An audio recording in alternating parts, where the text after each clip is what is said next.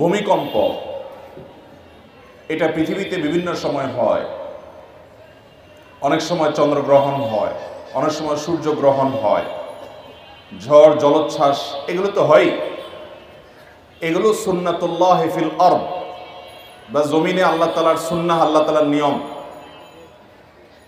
বিশেষ করে উপকূলীয় এলাকায় ঝড় জলোচ্ছ্বাস হবে, এটা আল্লাহ সুন্নাহ। এই সমস্ত ঘটনার পেছনে আল্লাহ তাআলার অনেক হিকমা থাকে, কারণ আল্লাহ তাআলার একটা গুণবাচক নাম হলো তিনি হাকিম। যার কারণে যত কিছু পৃথিবীতে আল্লাহ তাআলা ঘটান, প্রত্যেকটা বিষয়ের পেছনে বহুবিধ, বহুমুখী, বহু রকমের হিকমত এবং রহস্য আল্লাহ তাআলার ইলমে অবশ্যই থাকে। আমরা হয়তো সবসময় বুঝে উঠতে পারি না এই সকল প্রাকৃতিক দুর্যোগ। এগুলো দেখলে অনেক সময় আমরা গড়পড়তে আল্লাহর গজব বলে চালাই দেই, যেটা সবসময় সঠিক না। অনেক সময় মানুষের জীবনে বিপদ আসে, মুসিবত আসে, দুর্ঘটনা ঘটে, অ্যাক্সিডেন্ট হয়, এরকম আরো অনেক কিছু ঘটে। সেগুলো আল্লাহ তাআলা বান্দাকে পরীক্ষা করবার জন্য করেন। আল্লাহ তাআলা বলেছেন, ওয়ালা নাবলুওয়ান্নাকুম বিশাইইম মিনাল খাউফি ওয়াল জু'i ওয়া নাকসিম মিনাল আমওয়ালি ওয়াল আনফুসি ওয়াস সামারাত। এই আয়াতে নানাবিধ বিপদের কথা বলা হয়েছে। শঙ্কা আসবে, ভয় হবে, ত্রাসের সৃষ্টি হবে, ক্ষুধা দেখা দিবে, দুর্ভিক্ষ বা অনটন দেখা দিতে পারে, জীবনহানি হতে পারে, সম্পদের হানি হতে পারে। এগুলো দেখলেই আল্লাহ তাআলা অসন্তুষ্ট হয়ে গজব হিসাবে পাঠিয়েছেন। এরকম সহজ সমীকরণ সব ক্ষেত্রে করার কোনো সুযোগ নেই। এই আয়াত বলছে আল্লাহ রাব্বুল আলামিন অনেক সময় বান্দাকে পরীক্ষা করবার জন্য এই সমস্ত বিপদ আপদ দেন। শুধু তাই নয়, নবী করিম সাল্লাল্লাহু আলাইহি সাল্লামের হাদিসের দিকে তাকালে আমরা দেখি তিনি বলেছেন, আসাদ্দুন নাসি বালাআন আল আম্বিয়া সুম্মাল আমসাল ফাল আমসাল। সবচেয়ে বেশি বিপদ, মুসিবত, পরীক্ষা এটা নবীদের জীবনে এসেছিল, এবং তাদের সাথে যাদের যত বেশি মিল হবে, সাদৃশ্য হবে, তাদের জীবনে পরীক্ষার পরিমাণ তত বেশি হবে। অন্য আরেকটি হাদিসে আমরা দেখি নবী আলাইহিস সালাম বলেছেন, ইন্নাল্লাহা ইযা আহাব্বা কওমান ইবতালাহুম। আল্লাহ তাআলা যখন কোনো মানুষকে পছন্দ করেন, কোন সম্প্রদায়কে পছন্দ করেন, আল্লাহ তাআলা তাদেরকে পরীক্ষায় ফেলেন, পরীক্ষায় নিপতিত করেন। আমান্না বলল, আল্লাহর আনুগত্যের কথা বলল, আর আল্লাহ তাআলা সেটাকে গ্রহণ করে নিলেন। এটা সব সময় হয় না, বরং আল্লাহ তাআলা অনেক সময় হ্যামার করেন, প্রেসার দেন, এবং আল্লাহ তাআলা সবকিছুই জানেন। আল্লাহর পরীক্ষা করার কিছু নেই, তারপর আল্লাহ তাআলা আমাদের কাছে প্রমাণিত করেন যে এই বান্দা আল্লাহ তাআলার খাঁটি বান্দা। তিনি আমান্না মুখে বলেন নাই, কলব থেকে বলেছেন, অন্তর থেকে বলেছেন। এই জন্য বিভিন্ন বিপদ আপদ, বিভিন্ন মুসিবত দিয়ে আল্লাহ তাআলা অনেক সময় মানুষকে পরীক্ষা করেন। অতএব এই যে প্রাকৃতিক যত দুর্যোগ হয়, সেটা ঝড় হোক, জলোচ্ছ্বাস হোক, কোনো দুর্ঘটনা হোক, ব্যক্তি জীবনে হোক, পারিবারিক জীবনে হোক, কোনো একটা ছোট্ট সমাজে হোক, একটা দেশের জন্য হোক, পৃথিবীর বড় অংশ জুড়ে হোক, এগুলোকে সব সময় আমরা চোখ বন্ধ করে আল্লাহর গজব হিসাবে চালাবো না। বিশেষ করে যখন ইমানদারদের উপরে পতিত হবে, সেটা হতে পারে আল্লাহর পক্ষ থেকে পরীক্ষা, আবার হতে পারে আমাদের কোনো অপরাধের কারণে, কোনো পাপের কারণে, কোনো গুনাহের কারণে আল্লাহ রাব্বুল আলামিন আমাদেরকে শাস্তি দিচ্ছেন। কারণ আল্লাহ তাআলা কোরআনে অন্য আয়াতে বলেছেন, যাহারাল ফাসাদু ফিল বাররি ওয়াল বাহরি বিমা কাসাবাত আইদিন নাস। মানুষ নিজের হাতে যে সমস্ত গুনাহ কামায়, এগুলোর কারণে আল্লাহ তাআলা পৃথিবীতে কিছু ব্যত্যয়, কিছু দুর্ঘটনা, কিছু বিপদ আপদ আল্লাহ তাআলা দেন। কেন দেন? লিযিকাহুম বা'দাল্লাযী আমিলু, যাতে করে তাদের হাতের করা অপরাধ, নিজেদের কামাই করা গুনাহ, এগুলার কিছুটা শাস্তি, কিছুটা ভোগ, কিছুটা এগুলোর স্বাদ, অর্থাৎ এগুলোর প্রায়শ্চিত্ত যাতে কিছুটা তারা দুনিয়াতে করে ফেলে, যাতে করে তারা এই সমস্ত ঘটনা থেকে শিক্ষা গ্রহণ করে ফিরে আসতে পারে আল্লাহর দিকে। আজকে তুরস্কে যে ঘটনা ঘটেছে, আজকে সিরিয়াতে যে ঘটনা ঘটেছে, ঢাকায় যদি এই ঘটনা ঘটতো, তাহলে হতাহতের সংখ্যা কোথায় গিয়ে দাঁড়াতো সেটা ঢাকা শহরের মানুষ, আমরা প্রত্যেকটা মানুষই কম বেশি অনুমান করতে পারি। মোহতারাম হাজরিন, ঠিক ফজরের সময় ভোরবেলা এই ধরনের দুর্ঘটনা যখন ঘটে, তখন আমাদেরকে ভাবতে শেখায়। না ঘুমানোর নিয়ত করে যখন রাত 2টা 3টা, সকাল 7টা 8টা 9টা 10টা অ্যালার্ম দিয়ে ঘুমায়, ফজরের নামাজ পড়ার নিয়ত নাই ঘুমের সময়, সে নিয়ত করেই শুইতেছেন। আপনি মোবাইলের ভিতরে অ্যালার্ম সেট করলেন 10টায়, 11টায়, 9টায়, 7টা 8টায় উঠবেন, অফিসে যাবেন, কাজে কামে বের হবেন। আর এর মধ্যে যদি এরকম বিপদ আপনার আমার উপরে আসে, তো আল্লাহর নাফরমানি করার নিয়ত করে শুয়েছেন, ওই অবস্থায় মওত হয়েছে, এই মওত কখনো ঈমানদারের মওত হতে পারে না। ভাইরা আমার, এই সকল ঘটনা, এই সকল মুসিবত, এই সকল দুর্ঘটনাগুলো আমাদেরকে যে কত কিছু শেখায়। বেশি দিন হয় নাই করোনা চলে গেল, করোনা এসেছে, কত কিছু আমাদেরকে শিখিয়েছে। মানুষ কিভাবে স্বার্থপর হয়, সন্তানরা যাদের জন্য মানুষ চুরি, দুর্নীতি, 2 নম্বরই হারাম উপার্জন করে, যাদের জন্য মানুষ অন্যায় করে, যাদের ভবিষ্যতের জন্য নানান আল্লাহর বিধানকে লঙ্ঘন করে চলে, সেই সন্তানরা কিভাবে পর হয়ে যায়, কিভাবে স্বার্থপর হয়ে যায়, কিভাবে বাবার লাশটার কাছে পর্যন্ত যেতে চায় না মৃত্যুর ভয়ে। সেরকম শত শত ঘটনা করোনার সময় ঘটেছে, আমাদেরকে শিক্ষা দিয়ে গেছে না, যায় নাই? ভাইরা আমার, আমরা এক সময় শুনতাম যে ইসলাম মেয়েদেরকে নিজেদের সৌন্দর্যকে ঢেকে ঢুকে আবৃত্তি করে রাখতে বলে।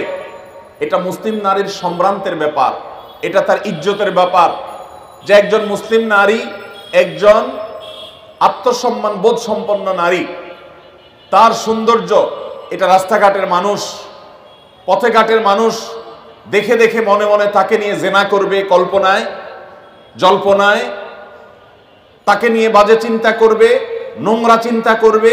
এটা করতে দিবে না একজন আত্মসম্মান বোধ সম্পন্ন নারী। এই জন্য আল্লাহ তাআলা পর্দার বিধান দিয়েছেন, দিয়ে বলেছেন যালিকা আদনা আন ইউরাফনা। এই বিধান এই জন্যই দেওয়া হয়েছে যাতে চেনা যায়, বোঝা যায় এরা সাধারণ কোনো নারী না, এরা বাজারের মানুষ না, এরা ওই নারী যে নারীর ভিতরে আত্মসম্মান বোধ আছে, যে তার সৌন্দর্যকে রাস্তাঘাটে যেখানে সেখানে সবার সামনে বিলিয়ে বেরিয়ে সবাইকে তার সাথে মনে মনে কল্পনার জগতে জেনা করার সুযোগ করে দেয় না, এরকম সম্ভ্রান্ত নারী যে, এটা বোঝা যায় তার পর্দা দেখে। অথচ এই পর্দার বিধানের কথা যখনই আল্লাহ রাব্বুল আলামিনের দেওয়া এই বিধানের কথা উলামা একরাম বলেছেন, আমরা যুগ যুগ ধরে শুনেছি নানান খোঁচা মারা কথা, নানান আলটা মারা কথা, নানান উল্টা পাল্টা কথা। যেমন একটা কথা খুব বেশি আমাদের ইসলাম বিদ্বেষী ভাইয়েরা প্রায় বলেন পর্দাকে কেন্দ্র করে, যে চোখ মুখ এইসব বন্ধ করে একটা নারী কিভাবে চলতে পারে, এটা নারীকে রীতিমতো আবদ্ধ করে ফেলা, এটা নারীর প্রতি অবিচার, এভাবে মানুষ চলতে পারে না। অনেকে বলতেন যে হুজুররা আপনারা ফতোয়া দেন মহিলাদেরকে পর্দা করার জন্য, এরকম বোরকা পরে নেকাব পরে সব বেঁধে হাত মোজা পা মোজা মুখ ইত্যাদি সব বন্ধ করে একটু রাস্তাঘাটে চলে দেখেন দেখি, পারেন নাকি? জীবনেও পারবেন না। ফতোয়া দিয়ে শুধু মহিলাদের কষ্ট বাড়ান। নারীদের উদ্ধারকারী হিসাবে পরিচয় দানকারী আমাদের কিছু সেকুলার ভাইয়েরা, ইসলাম বিদ্বেষী ভাইয়েরা এ ধরনের কথা বলে আমাদেরকে খোঁচাখোঁচি সারা জীবন করছে না করে নাই? আল্লাহ রাব্বুল আলামিনের কি আজীব কুদরত।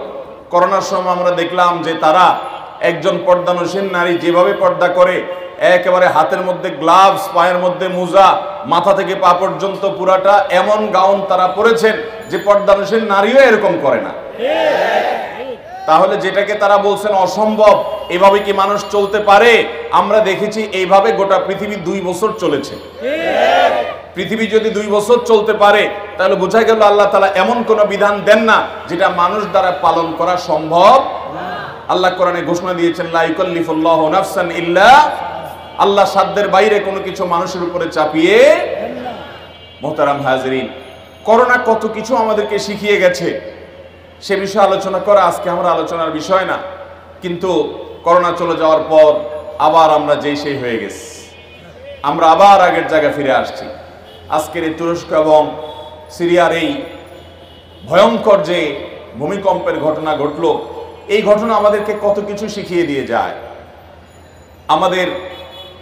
আমাদের যে সভ্যতা নিয়ে আমরা গর্ব করছি, তথ্য প্রযুক্তি গোটা পৃথিবীকে আজ কোথায় নিয়ে গেছে।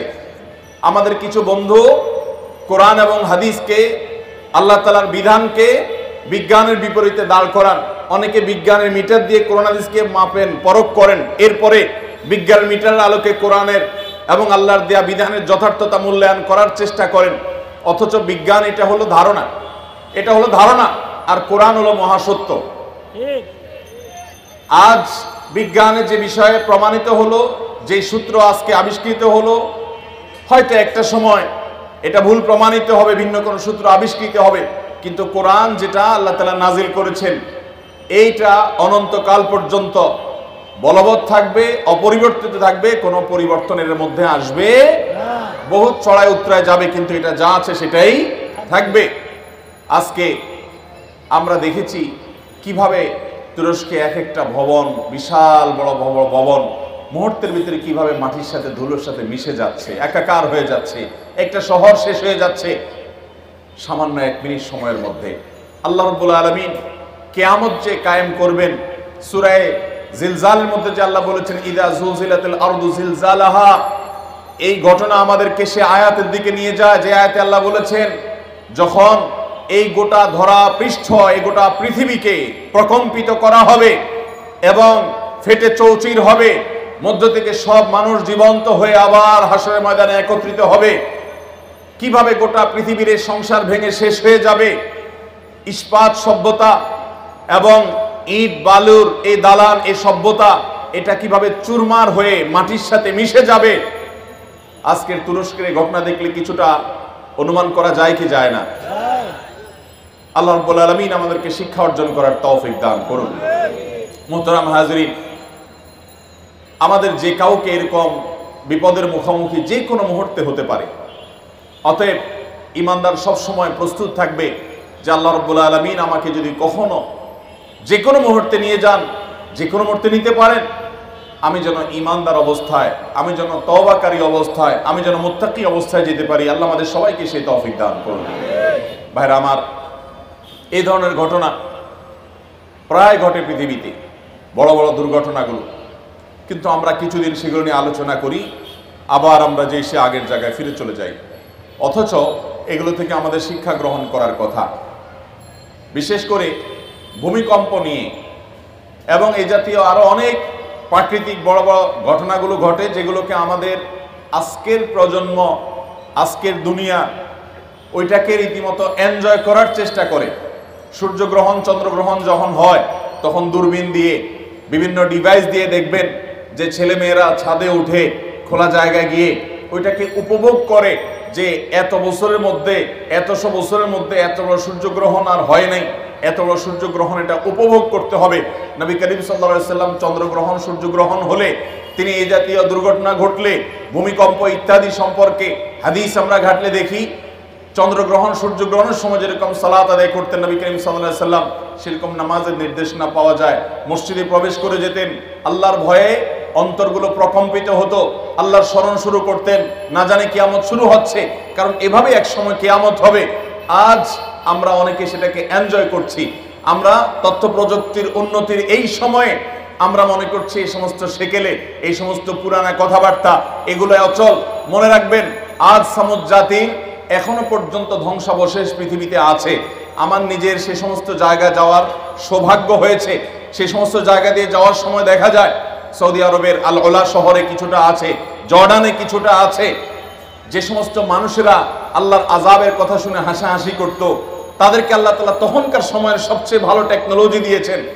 এমন টেকনোলজি তাদের কাছে ছিল, এমন শক্তি তাদের কাছে ছিল। কোরআনে আল্লাহ তাআলা আয়াত নাযিল করেছেন, ইরামা যাতিল ইমাদ আল্লাতী লাম ইখলাক মিসলুহা ফিল বিলাদ। তাদের মতো এত শক্তিশালী, তাদের মতো এত সুঠাম দেহের অধিকারী, তাদের মতো তাদের মতো নির্মাণ শিল্প রপ্তকারী পৃথিবীতে এর আগে কেউ ছিল না। আপনি যদি আল ওলায় যান, আপনি যদি মাদায়েন সালেহ যান, আপনি যদি জর্ডানে যান, আপনি দেখতে পারবেন কোরআনের এই আয়াতের বাস্তবতা। বিশাল বড় পাহাড়, গোটা পাহাড় কেটে একটা মূর্তি বানিয়ে ফেলা হয়েছে। একটা পাহাড়, একটা শহর, তার ভেতরে ঘর বাড়ি সবকিছু পাহাড় কেটে কেটে। পাহাড় কাটার মেশিন তখন ছিল না, বিদ্যুৎ তখন ছিল না, মোটর তখন ছিল না, কিন্তু তারা করেছে। আল্লাহ রাব্বুল আলামিন তাদের সে শক্তিমত্তার কথা বলেছেন। তাদের হাতে অনেক টেকনোলজি তখন ছিল। এখনকার মানুষ যেরকম এখনকার টেকনোলজি নিয়ে আমরা গর্ব করি, তখন তাদেরটা নিয়ে তারা গর্ব করত। আজ থেকে আবার 500-1000 বছর পরে যারা আসবেন দুনিয়াতে, যদি দুনিয়া থাকে, তখনকার প্রজন্ম তাদের টেকনোলজি নিয়ে গর্ব করবে, আমাদেরটাকে পুরাতন সেকেলে মনে করবে, ওল্ড এবং পিছিয়ে পড়া মনে করবে। ঠিক একইভাবে আজ সামুদ জাতি তারাও এরকম মনে করেছিল। যখন আল্লাহর নবী আল্লাহ নবী হুদ আলাইহিস সালাম, আল্লাহ নবী সালেহ আলাইহিস সালাম তাদেরকে আল্লাহর আযাবের ভয় দেখাচ্ছিল। তারা ঠাট্টা করছিল, হাসি তামাশা করছিল, যারা আবার কিসের ভয় দেখায়, কিসের এই সমস্ত আমাদেরকে আতঙ্ক দেখায়। এত বিশাল বড় পাহাড়, লোহার মতো শক্ত পাহাড় কেটে আমরা সুড়ঙ্গ করে সেখানে বাড়িঘর নির্মাণ করেছি। এবং বিশেষ করে আনমাতিদের কবর এখনো পর্যন্ত সে সমস্ত জায়গায় আছে। সেসব কবরগুলো দেখারও সুযোগ আমার হয়েছে। সে সমস্ত জায়গায় আপনি ইউটিউবেও দেখবেন, ভিডিওগুলো আছে। সেখানে শত শত হাজার হাজার বছর আগে, কত হাজার বছর আগে সেটা একমাত্র আল্লাহ ভালো জানেন। শুধু আনমাতিদের ইতিহাস কাটলে দেখা যায় ঈসা আলাইহিস সালামের 2000 বছর আগে গত হয়ে যাওয়ারও আরো অনেক আগে ছিল তারা, আর তাদেরও হাজার হাজার বছর আগে ছিল আদ এবং সামুদ জাতি। এই মানুষগুলোর ধ্বংসাবশেষ এখনো পর্যন্ত ওইভাবে আল্লাহ রাব্বুল আলামিন রেখে দিয়েছেন শিক্ষা গ্রহণ করবার জন্য। তারা বহু দম্ভ করেছে পৃথিবীতে, বহু অহংকার করেছিল, তাদের টেকনোলজি নিয়ে তারা অনেক গর্ব করেছে।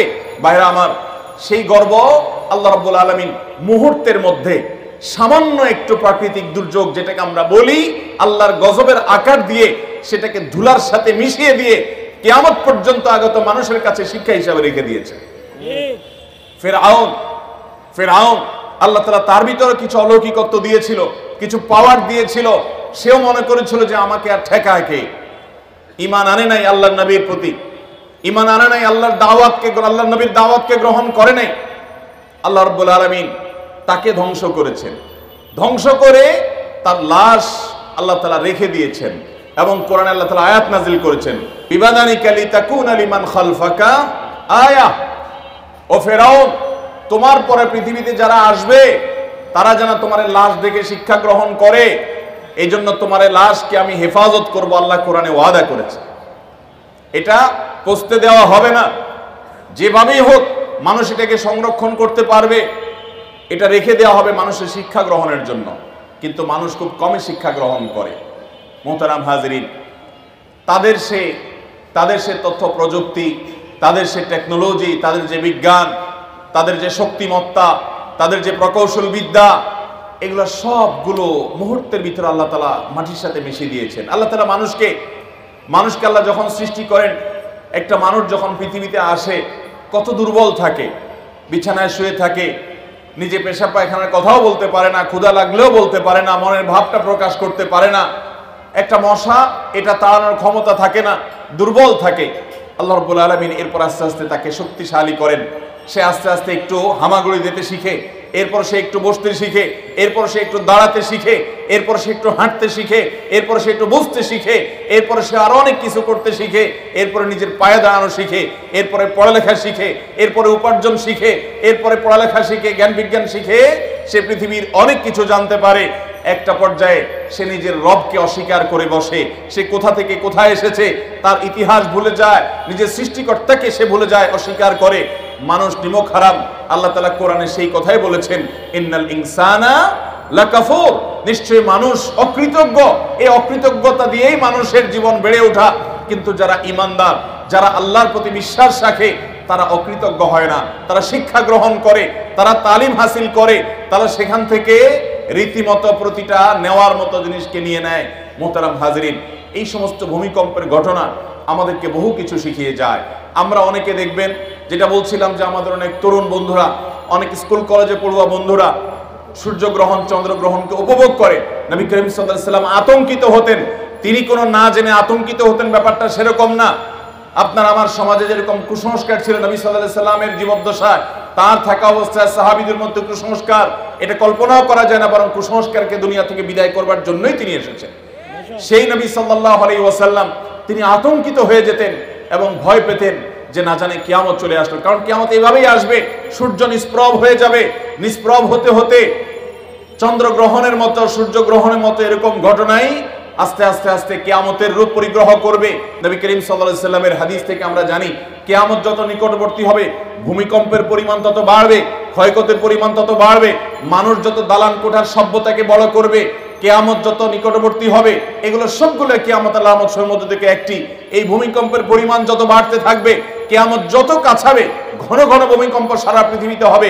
এর ভিতরে বড় আলামত সমূহের মধ্যে থেকে একেবারে কিয়ামতের কাছাকাছি সময় গিয়ে যে ভূমিকম্পগুলো হবে, সেগুলো একটা হবে পূর্বে, একটা হবে পশ্চিমে ভূমিধসের ঘটনা ঘটবে, একটা হবে মধ্যে, এরকম বড় বড় ভূমিকম্প হবে, ভূমি ধসের ঘটনা ঘটবে, যে গোটা পৃথিবীর সকল সিস্টেমকে প্রায় ধ্বংস করে শেষ করে দিবে এবং জানান দিবে যে পৃথিবীর আয়ু শেষ হয়ে এসেছে। আমরা আজ যে ভূমিকম্প করে মনে করছি না এটার সাথে ধর্মের কোনো সম্পর্ক নেই, এটা নিছক বৈজ্ঞানিক বিভিন্ন সূত্রের আলোকে আমরা বলি যে এই কারণে হয়েছে সেই কারণে হয়েছে, সেগুলো অবশ্যই সত্য হতে পারে, সেগুলোর সাথে কোনো সাংঘর্ষিকতা নেই। যেমন কেন ভূমিকম্প হয়, ভূমিকম্প কেন হয়, আজ থেকে শত শত বছর আগে ইমাম ইবনুল কাইয়িম রহমতুল্লাহ আলাইহি ভূমিকম্পের উপরে অনেক গবেষণা তার আছে। সেই গবেষণাগুলো পড়লে আমরা অবাক হয়ে যাব যে এত বছর আগে ইসলামের ইতিহাসের একজন বড় ইমাম, অনেক উঁচু মাপের একজন গবেষক, কিভাবে তিনি গবেষণা করে এই সমস্ত কারণগুলো আবিষ্কার করেছেন। আমি নিজে ইবনুল কাইয়িম রহমতুল্লাহ আলাইহি এর এই সম্পর্কে গবেষণা পড়ে সমসাময়িক বিজ্ঞানীরা আজকের যে সায়েন্স এবং বিজ্ঞান ভূমিকম্পের যে কারণ দর্শায়, এটার কারণ যেগুলোকে ব্যাখ্যা করে উল্লেখ করে, সেগুলোর সাথে মিলালে দেখি অবিকল মিলে যায়, অবাক করা বিষয়। সে তখন তিনি গবেষণা করে গেছেন এরকম বাহ্যিক কারণ থাকতেই পারে। পৃথিবীর ভূপৃষ্ঠের নিচের গ্যাস যখন কমে যায়, সেটা ভূমি ফাটলের মাধ্যমে হোক, আগ্নেয়গিরির মাধ্যমে হোক, প্রস্তর পরে যখন নানান কারণে পৃথিবীর এই নিচে দেশে তলদেশে ফাঁকার সৃষ্টি হয়, সেটার কারণে জমিন দেবে যায়, ভূমিকম্প হয়, এরকম নানান বিষয় বৈজ্ঞানিক গবেষণা উঠে এসেছে। এগুলোর সাথে কোনো দেশে কোনো সংঘর্ষ নেই। ইসলামের দৃষ্টি হলো, কোরআন এবং হাদিসের দৃষ্টি হলো আরো পেছনে।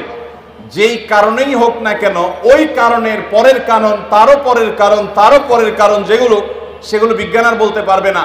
একজন ইমানদার বলতে পারবে আল্লাহর হুকুম হয়েছে, সৃষ্টি জগতের মালিকের ফয়সালা হয়েছে, তাই হয়েছে।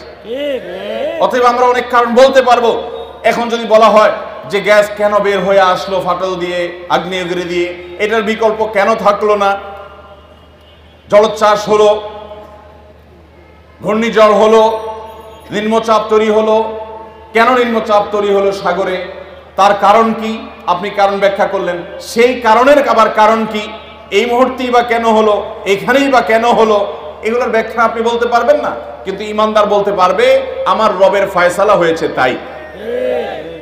যদি কেউ বলে রবের ফয়সালা কেন হয়েছে, তার আর কেন নাই, কারণ রব তিনি তার সম্পর্কে কোরআনে তার নিজের কথা নিজে বলেছেন যে তিনি যা করেন লা ইউসআলু আম্মা ইয়াফআল ওয়া হুম ইউসআলুন, তিনি যা করেন কেন করেন এটা জিজ্ঞাসা করার মতো কেউ আর নাই, যেহেতু তিনিই একমাত্র সৃষ্টিকর্তা। মোহতারাম হাজিরিন, এই সমস্ত ঘটনা থেকে আল্লাহ তাআলা আমাদেরকে শিক্ষা গ্রহণ করার তৌফিক দান করুন। অতএব যারা আমরা এই যে বিভিন্ন রকমের ডিভাইস দিয়ে চন্দ্রগ্রহণ সূর্যগ্রহণ উপভোগ করি, বিভিন্ন প্রাকৃতিক এই ধরনের ঘটনাগুলোকে উপভোগ করি, নবী করিম সাল্লাল্লাহু আলাইহি সাল্লাম এই সমস্ত ঘটনার সময় বিপদসন্ত্রস্ত হতেন, আল্লাহর জিকির এবং স্মরণ করতেন, মসজিদে ঢুকে যেতেন এবং ভয় পেতেন, আতঙ্কিত হতেন, না জানে কিয়ামত হলো, কারণ কিয়ামত এভাবেই হয়ে যাবে তিনি জানতেন, ওহীর মাধ্যমে আল্লাহ তাকে জানিয়েছেন। এগুলো শোনার পর আমাদের যে সমস্ত ভাইদের কাছে মনে হয় সেকেলে, তাদেরকে বলছি আজ সামুদ জাতি ঠিক একইভাবে আল্লাহর নবী হুদ আলাইহিস সালাম এবং সালেহ আলাইহিস সালামের আল্লাহর দেওয়া ভবিষ্যৎবাণীকে এইভাবে তারা তাচ্ছিল্য করেছিল, ঠাট্টা করেছিল, বিদ্রুপ করেছিল। তাদের পরিণতি এবং পরিণতি হওয়ার পর সেই জায়গা, তাদের সে শক্তিমত্তার যে স্বাক্ষর পাহাড় পর্বতগুলো, তাদের সে আবাসন, তাদের সে জায়গাগুলো আল্লাহ তাআলা এখনো রেখেছেন, কিন্তু আমরা শিক্ষা গ্রহণ খুব কমই করি। আল্লাহ রাব্বুল আলামিন আমাদেরকে ঈমান আনার তৌফিক নসিব করুন। তবে ভূমিকম্পকে কেন্দ্র করে অনেক মুখরোচক, অনেক কুসংস্কারচ্ছন্ন বিশ্বাস, অনেক ভুল বিশ্বাসও আমাদের মধ্যে প্রচলিত আছে। এর ভিতরে একটা হলো যে আমাদের সমাজে এখন অনেক মানুষ মনে করে যে পৃথিবী দাঁড়িয়ে আছে একটা গরুর শিংয়ের উপরে, সে শিং যখন সে পাল্টায় তখন ভূমিকম্প হয়। এরকম নানান কথা আপনারা অনেকে শুনছেন না শুনেন নাই? অথচ এই সমস্ত কথা না নবী করিম সাল্লাল্লাহু আলাইহি সাল্লাম থেকে বিশুদ্ধভাবে কোনোভাবে প্রমাণিত না, এগুলার কোনো ভিত্তি কোরআনে কারীমের কোথাও কোনোভাবে পাওয়া যায়। বিধায় ইমানদার বিশ্বাস হবে ভূমিকম্পের বৈজ্ঞানিক ব্যাখ্যা যদি কোনোটা থাকে, বিজ্ঞানীরা গবেষণা করে যদি কোনো তথ্য দেন, সেটা সত্য হতে পারে, অবাক করার কিছু নেই। কিন্তু এটারও বড় কারণ হলো আল্লাহ তাআলার হুকুম এবং ফয়সালা যখন যেখানে হয় তখন সেখানে ভূমিকম্প হয়। কেন হয়? এই কেনর উত্তর আমরা শুরুতে দিয়েছি।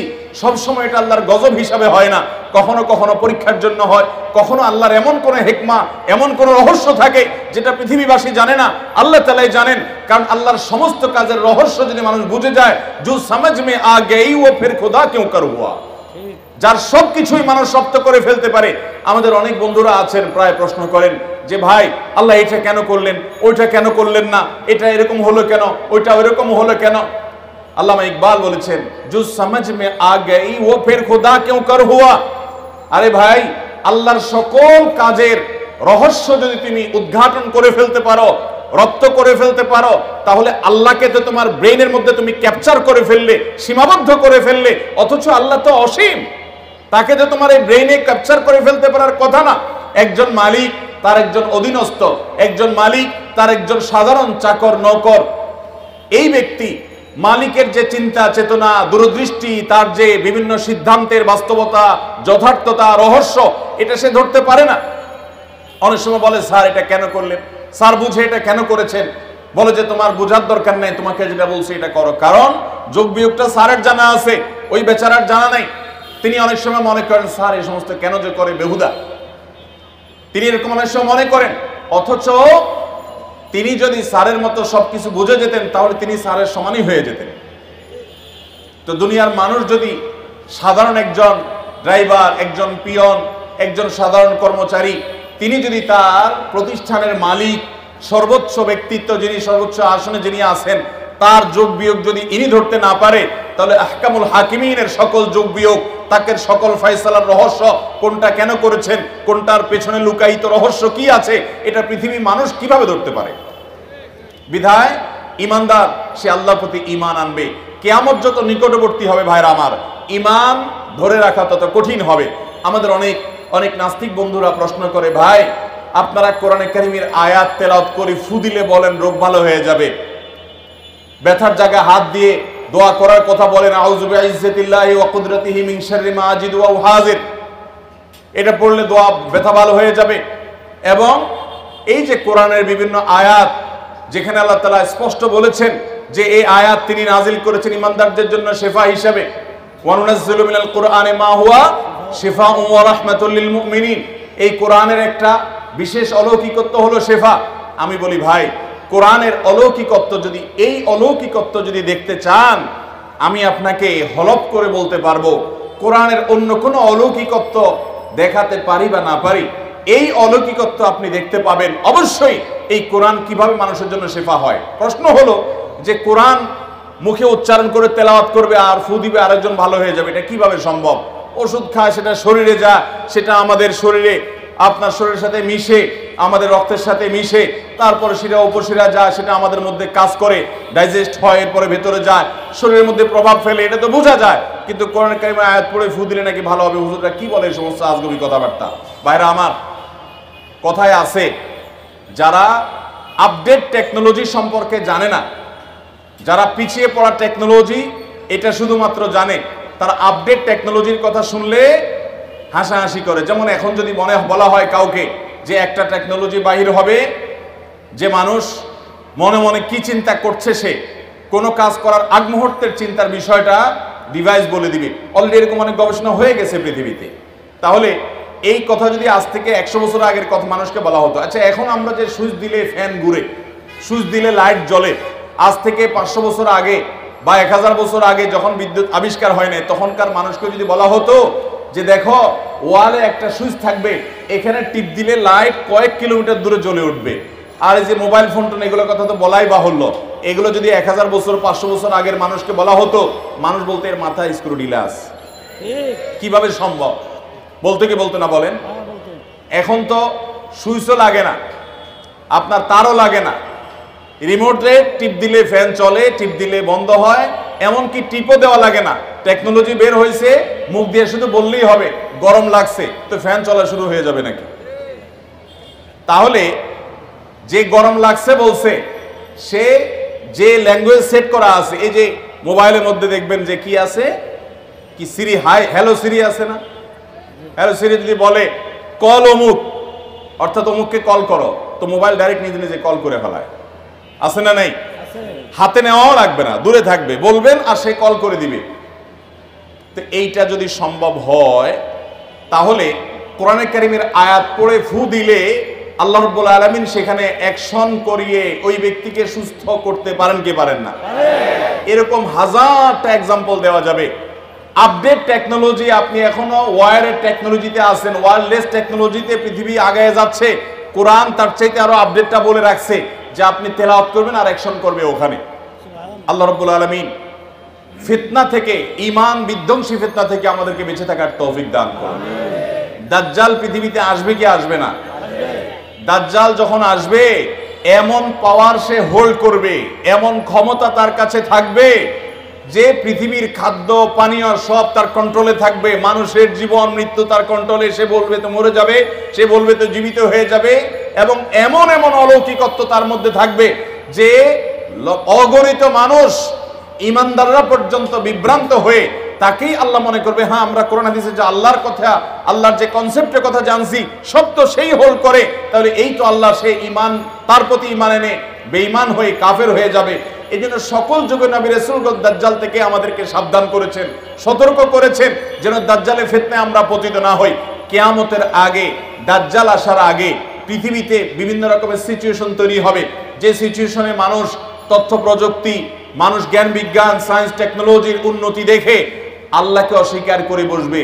মনে করবে সব সব পুরানা কথাবার্তা, সব মুখরোচক গল্প, সব ধর্মের কথা, সব হুজুরদের বানানো কথা, সব আগের যুগের মানুষের কিচ্ছা কাহিনী, এগুলোর বাস্তবতা অনেক মানুষ অস্বীকার করবে।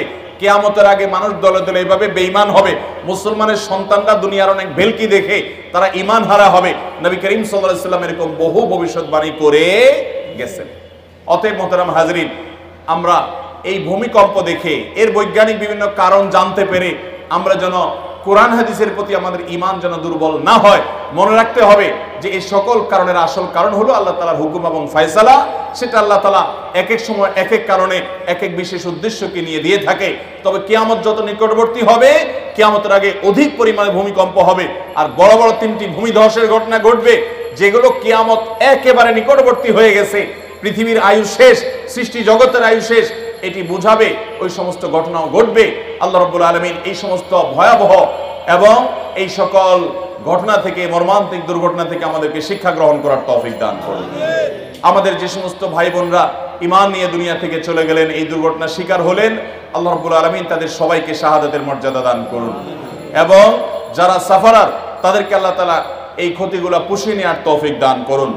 এবং এই জাতীয় দুর্যোগ যখন হবে, সেই দুর্যোগে মুসলিম অমুসলিম যে কেউ নিপতিত হোক না কেন, আমরা প্রত্যেকে যার যার জায়গা থেকে সাহায্যের হাত বাড়িয়ে দেওয়ার চেষ্টা করব। আর ওই যে আল্লাহ কোরআনে বলেছেন, যহারাল ফাসাদু ফিল বাররি ওয়াল বাহরি বিমা কাসাবাত আইদিন নাস, স্থলে জলে যত ব্যত্যয়, যত কিছু হচ্ছে, এগুলো মানুষেরই হাতের কামাই। আজ পৃথিবীর পরিবেশটাকে আমরা ধ্বংসের অতল তলে নিয়ে গেছি। আমরা বৃক্ষ নিধন করি, অথচ কোরআন এবং সুন্নাহ যদি আপনি খুঁজেন, তাহলে গাছ লাগানোটাকে নবী করিম সাল্লাল্লাহু আলাইহি সাল্লাম ইবাদত, সওয়াবের কাজ, নেক আমল হিসেবে গণ্য করেছেন। এবং তিনি বলেছেন, কারোর হাতে যদি কোনো গাছের চারা থাকে আর সে দেখতে পায় ইসরাফিল সিংহা নিয়ে ফুৎকার দিবে, এই পৃথিবী তুলার মতো উঠতে থাকবে। যেমন কোরআনে আল্লাহ তাআলা সূরা আদিয়াতে, সূরা কারিয়াতে, সূরা জিলজালে, 30 পারার বেশিরভাগ সূরাতে, গোটা কোরআন জুড়ে আল্লাহ তাআলা বলেছেন সেই ঘটনা ঘটতে যাচ্ছে, পৃথিবী ধ্বংস হয়ে যাবে। নবী সাল্লাল্লাহু আলাইহি সাল্লাম বলেছেন, হাতে যদি গাছের চারা থাকে, পৃথিবী ধ্বংস হয়ে যাবে সে দেখতে পাচ্ছে, তারপরও সে তার কাজ পালন করবে, অর্থাৎ গাছটা লাগায় ফেলবে। এর কারণে সে সওয়াব পাবে। যদি কেউ কোনো গাছ লাগায়, কোনো ফসল করে, সেখান থেকে মানুষ তো বটে, কোনো কীটপতঙ্গ পোকামাকড় যদি খায় এবং কেউ অক্সিজেন গ্রহণ করে, ছায়া গ্রহণ করে, যত উপকার হবে আল্লাহ রাব্বুল আলামিন ওই গাছ লাগানোওয়ালাকে তার জন্য সওয়াব দান করবেন। আমরা কজন এটাকে ইবাদত মনে করি? আজ পৃথিবীর পরিবেশটা আমরা ধ্বংস করে ফেলছি। আমাদের ঢাকা শহর বসবাস অযোগ্য শহর হয়ে যাচ্ছে। পৃথিবীর সবচাইতে দূষিত শহরগুলোর তালিকায় আমাদের এই শহরের নাম যখন খুব উপরে আমরা দেখতে পাই, তখন আমাদের কাছে ভালো লাগে না। এই জন্য আমরা প্রত্যেকটা মানুষ যার যার জায়গা থেকে আমাদের এই শহরটাকে বাসযোগ্য করতে হবে। যদি বাসযোগ্য না করি, তাহলে নানা প্রাকৃতিক দুর্যোগ আসবে, নানা বিপদ আসবে, নানা ব্যত্যয় ঘটবে, নানা অসুবিধা তৈরি হবে, যেগুলোর জন্য আমাদের হাতের কামাই আমরা ভোগ করব। এবং আল্লাহ রাব্বুল আলামিনকে দোষারোপ করার কোনো অবস্থাতেই কোনো সুযোগ নাই। এই সময়টা তো আমরা সুযোগ পাবো না। আল্লাহ তাআলা আমাদের সবাইকে সচেতন এবং দায়িত্বশীল হওয়ার তৌফিক দান করুন। আমরা যারা এই ঢাকা শহরে বিশেষ করে বসবাস করছি, চট্টগ্রাম শহরে বসবাস করছি, আমরা যে সমস্ত উল্টাপাল্টা কাজ করি, কদিন পরে দেখেন যে এডিস মশায় সব শেষ করে ফেলায়। নাগরিক সুবিধা যেগুলো পাওয়া দরকার সেগুলো যেমন পাওয়ার ঘাটতি আছে, ত্রুটি আছে, আবার নাগরিক হিসাবে আমাদের যতটা সচেতন হওয়া দরকার ততটুকু আমরা সচেতন না। চিপস খেয়ে ঠোঙ্গাটা আপনি ছেড়ে দিলেন, ওইটা চলে গেলো ড্রেনে জলাবদ্ধতা তৈরি হলো, বা ওই ঠোঙ্গার মধ্যে বৃষ্টির পানি জমলো, সেখান থেকে অ্যাডিস মশা তৈরি হলো। আপনি একটা ডাব খেয়ে মালাটা ফেলে দিলেন, সেই মালা বৃষ্টির পানি জমলো, সেই পানিতে অ্যাডিস মশা তৈরি হলো, সেটা নিয়ে কোনো মানুষকে কামড় দিল, সে মানুষ কামড় খেয়ে তার ইমিউন সিস্টেম স্ট্রং না দুর্বল, উইক, সেই বেচারা অসুস্থ হয়ে হাসপাতালে ভর্তি হলেন, হয়তো দুনিয়া থেকেই চলে গেলেন, বা লাখ লাখ টাকা তার নেমে গেল। আপনার একটা ওই ডাবের মালা, আপনার ফেলানো একটা সেই চিপসের খোসা, ঠোঙ্গা আপনি হয়তো খেয়ালও করছেন না, অথচ আপনি সেই ধর্মের অনুসারী যেই ধর্মের নবী করিম সাল্লাল্লাহু আলাইহি সাল্লাম বলেছেন ঈমানের গুরুত্বপূর্ণ একটা অঙ্গ হলো ইমাতাতুল আযা আনিত তরিক। রাস্তায় মানুষের কষ্ট হতে পারে, মানুষের অসুবিধা হতে পারে, এমন কিছু যদি অন্য আরেকজন ফেলে আপনি সেটা তুলে যথাস্থানে ডাস্টবিনে নিয়ে ফেলা, এটা হলো ঈমানের দাবি। অন্যের ফেলানো জিনিস তোলা তো পরের কথা, আমরা নিজে অহরহ রাস্তাঘাটে এইসব জিনিস ফেলি। ভাইরা আমার, অনেক গুনাহ আছে যেগুলোকে আমরা গুনাহ মনে করি না, তার ভিতরে এগুলা। নবী করিম সাল্লাল্লাহু আলাইহি সাল্লাম শুধু রাস্তার হক, পরিবেশের হক সম্পর্কে যা বলেছেন আপনি অবাক হবেন। 1450 বছর আগে মক্কার যে পরিবেশ ছিল, মানুষই ছিল না। মক্কার যে পরিবেশ ছিল সেখানে ঘনবসতির কথা মানুষই ছিল না। নবী সাল্লাল্লাহু আলাইহি সাল্লাম তখনই বলেছেন ইয়াকুমুল জুলুস আলাত তরিক, খবরদার রাস্তা দখল করবে না। আজ ফুটপাত দখল করে যারা দোকানদারি করে, আজ ফুটপাত দখল করে যারা আপনার বিভিন্ন রকমের ব্যবসা বাণিজ্য করে, ফুটপাতের উপর দিয়ে বাইক চালায়, তারপরে যা বিভিন্ন রকমের আপনার স্কুটি চালায় বা সাইকেল চালায়, বা যে কোনো ভাবে পোলাপান রাস্তা দখল করে বসে আড্ডা ফাড্ডা মারে, মানুষের ক্ষতি হয়। আমরা বুঝি এটা আমাদের জন্য ক্ষতিকর, এটা বেআইনি, এটা অন্যায়, অপরাধ। এই অপরাধের কথা প্রায় 1450 বছর আগে মুহাম্মদ সাল্লাল্লাহু আলাইহি সাল্লাম সাবধান করে গেছেন, এমন সময় যে সময় রাস্তায় ভিড় হওয়া তো দূরের কথা, মানুষই ছিল না, গোটা মক্কা মানুষ ছিল কয়েকজন। তাহলে ইসলাম মানলে আর কোনো কিছু না মানলেও চলবে ইনশাআল্লাহ। ইসলামটা যদি আমরা সবাই মানতে পারি, আমরা যদি খাঁটি মুসলমান হই, তাহলে অনেক বিপদ, অনেক ব্যত্যয়, অনেক দুর্ঘটনা, এগুলো থেকে আমরা বাঁচতে পারবো। আল্লাহ আমাদেরকে বাঁচাবেন। আর আমাদের হাতের কামাই দ্বারা পৃথিবীটা যদি আমরা বসবাস অযোগ্য করি, এই যে জলবায়ু পরিবর্তন হয়ে যাচ্ছে, পৃথিবীতে বনাঞ্চল আমরা ধ্বংস করে শেষ করছি, কলকারখানার কালো ধোঁয়া আমরা শেষ করছি, পৃথিবীটাকে বসবাস অযোগ্য করে ফেলছি। এরপরে রোগবালাই ছড়ালে, দুর্ঘটনা ঘটলে, প্রাকৃতিক অসুবিধা তৈরি হলে আমরা সেটাকে নানা কারণ ব্যাখ্যা করব, কিন্তু আল্লাহ কোরআনে আগেই বলে দিয়েছেন যহারাল ফাসাদু ফিল বাররি ওয়াল বাহরি ওয়ামা কাসাবাত আইদিন নাস। পৃথিবীতে স্থলে জলে যত বড় দুর্ঘটনা ঘটে, যত ব্যত্যয় ঘটে, যত সমস্যা ঘটে, এই সবগুলো আমাদের হাতের কামাই। আজকাল এরকম মুসলমান পাওয়া কঠিন। আল্লাহ আমাদের সবাইকে ইমানদার, খাঁটি মুসলমান, ইমানের 70 ঊর্ধ্ব যে শাখা আছে সেই শাখাগুলো বাস্তবায়নকারী মুসলমান হওয়ার তৌফিক দান করুন। ভাইরা আমার, রাস্তাঘাটে অন্য কেউ ময়লা ফেললে সেই ময়লাটা আপনি তুলে ডাস্টবিনে ফেলে দিবেন, এটা হলো ইমানের দাবি। নবী সাল্লাল্লাহু আলাইহি সাল্লামের হাদিস ইমাতাতুল আযা আনিত তরিক, আরেকজনেরটা আপনি ফেলে দিন, এটা ইমানের দাবি। তাহলে আপনি নিজে যদি ফেলেন তাহলে এটা তো কুফরির অঙ্গ হবে, ঠিক না? ঠিক। কিন্তু আমরা অনেকে নামাজ কালাম পড়ি, মুখে হয়তো দাড়িও আছে, মাথায় টুপিও আছে, গায়ে জুব্বাও আছে, কিন্তু এরকম কাজ আমরা করি কি করি না? আল্লাহ আমাদের সবাইকে দায়িত্বশীল হওয়ার তৌফিক দান করুন। এই কথাগুলো বলা এই জন্য যে এগুলোর কারণে অনেক প্রাকৃতিক দুর্যোগ হয়, এগুলোর কারণে অনেক অ্যাক্সিডেন্ট হয়, এগুলোর কারণে অনেক বিপদ আমাদের জাতীয় জীবনে চলে আসে। কিন্তু আমাদের সবাইকে সচেতন হতে হবে। ভূমিকম্পের পেছনেও আমাদের হাতের কামাই আছে, আমাদের ত্রুটি আছে, আমাদের বিচ্ছুতি আছে, গোটা বিশ্ববাসীর বিচ্ছুতি আছে। আল্লাহ রাব্বুল আলামিন আমাদের সবাইকে যার যার বিচ্ছুতিগুলো বুঝে সেগুলোকে কারেকশন করে একজন খাঁটি মুসলমান হওয়ার তৌফিক দান করুন। মুসলমান তো সে হবে মান সালিমাল মুসলিমুনা মিন লিসানিহি ওয়া ইয়াদি, যার হাত আর মুখ দ্বারা সবাই নিরাপদ থাকবে, কাউকে সে কষ্ট দিবে না, কারোর কষ্টের কারণ সে হবে। মোহতারাম হাজরিন, আমাদের এই সমাজে অনেক মানুষ আছে আমরা যারা মানুষকে কষ্ট দেই। এই যে মাহফিল, আমি এসে ভাইকে জিজ্ঞাসা করছি, ভাই মাইক কি খুব বেশি দূরে লাগাইছেন? কারণ ঢাকা শহরে মাহফিলে দূর দূরান্তে মাইক লাগাইলে মানুষের জীবনটা অতিষ্ঠ হয়ে যায়। এত ঘন বসতি, কোন একটা বিল্ডিং এ যদি মাইক লাগানো হয় তাদের জীবনটা জীবন্ত জাহান্নাম হয়ে যায়। ইসলাম তো আমাকে বলেন একজন মানুষকে ওয়াজ শোনার নাম দিয়ে বিরক্ত করতে।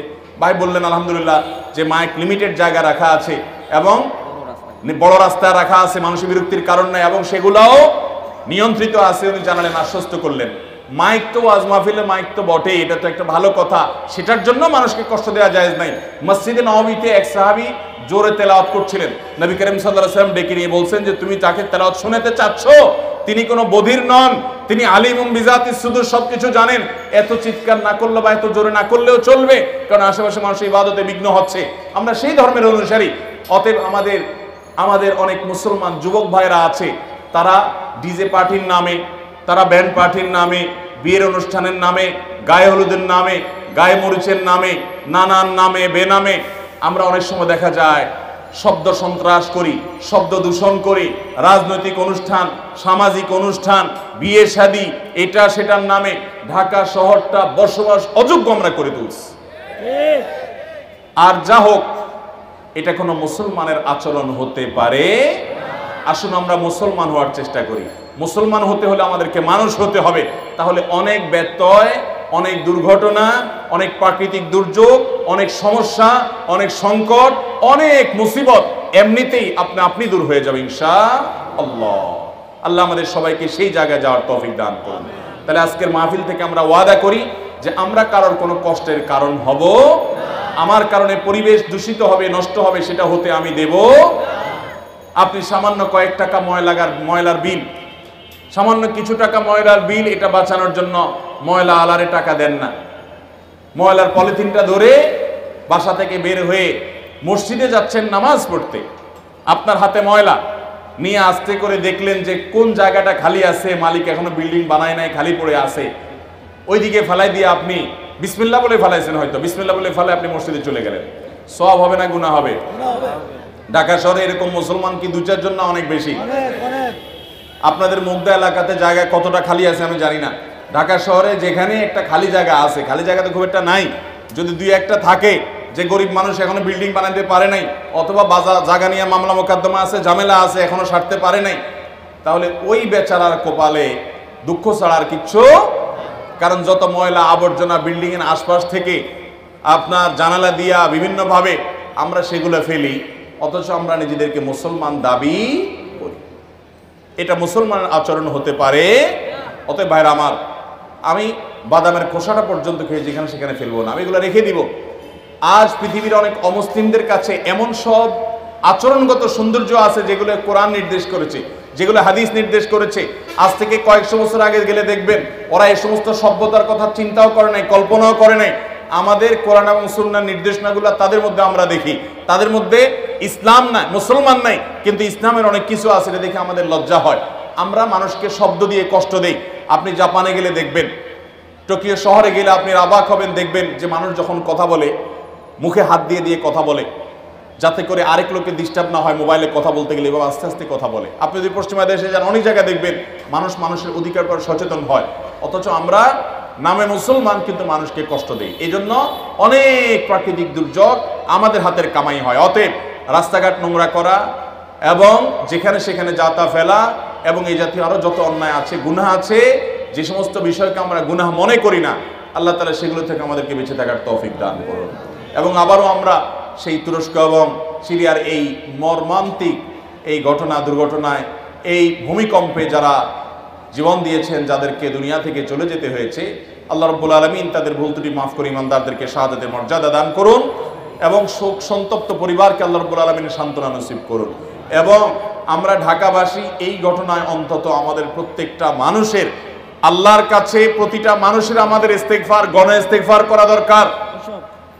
আমাদের পানির লেয়ার কত নিচে চলে যাচ্ছে, হারিয়ে যাচ্ছে, সেটা আমরা জানি। আমাদের ভায়োলেন্স, আমাদের উল্টাপাল্টা কাজকর্মের পরিণতি কত ভয়াবহ হতে পারে আমরা অনেক অনুমান করি। পেপার পত্রিকা বিভিন্ন সময় বিভিন্ন রকমের রিপোর্ট যখন দেখি, আমাদের অনেকের অন্তরে রীতিমতো ভয়ের উদ্রেক হয় যে না জানি এরকম দুর্ঘটনার শিকার আমরা হই। এই জন্য আসুন ইস্তেগফার করি।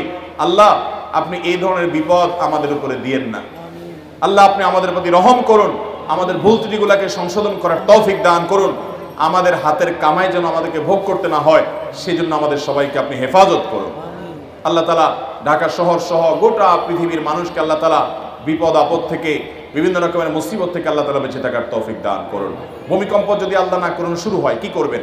প্রথম কথা হলো আগে থেকে আগাম ব্যবস্থাপনা থাকতে হবে, সতর্কতামূলক উদ্ধারের ব্যবস্থাপনা। সেটা সরকার, সংশ্লিষ্ট কর্তৃপক্ষ, তাদের কাজ। কিন্তু আমাদের সাধারণ মানুষের কাজ হলো যখনই এরকম কোনো দুর্ঘটনার মুখোমুখি আমরা হব, আল্লাহ না করুন যদি হই, ইমানদার সব কিছুর আগে আল্লাহর কাছে আশ্রয় চাইবে। কার কাছে আশ্রয় চাইবে? আল্লাহর কাছে আশ্রয় চাইবে। আল্লাহর কথা স্মরণ করবে, তাকবীর দিবে, আল্লাহর বর্ণনা করবে, পানাহ চাইবে এবং সম্ভব হলে নিজে জীবন রক্ষা করার পাশাপাশি অন্য মানুষকে রক্ষা করার চেষ্টা করবে, আপ্রাণ চেষ্টা করবে। আল্লাহ তাআলা আমাদেরকে এরকম ভয়াবহ বিপদ থেকে বেঁচে থাকার তৌফিক দান করুন।